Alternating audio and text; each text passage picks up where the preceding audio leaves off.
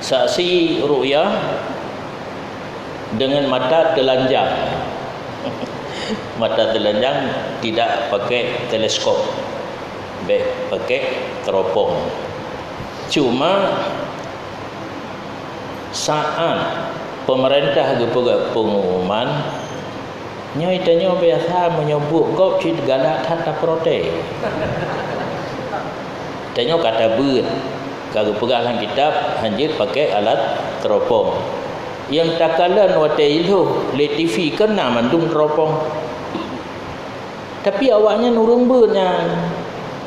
Teropongnya dipakai untuk ditupat sasaran bulan. Kemudian kamu pan dikalan dengan mata langsung menyadeh baru diiksasi menyadeh iksasi. Kenanya urung ber. Dan lebih-lebih nang gerogotanya ino ka musapat pada boh negara ASEAN. Kamu tamahlo minokolinam. Yang na perwakilan. Alian na perwakilan negara-negara sahabat. Yang urung hukum mendominan.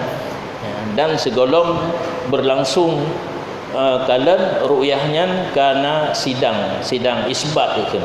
Jadi hasil kesepakatan bersama orang yang nak ilmu pengetahuan tentang ru'yah baru berpegat pengumuman. Menyatijra kaki hana buku kan. Yang penting saksi kalang bulan mata ubere baik kabur. Hana punggung, hana kaki, hana umpunyung diblah, hana umpu, hana perlai kena.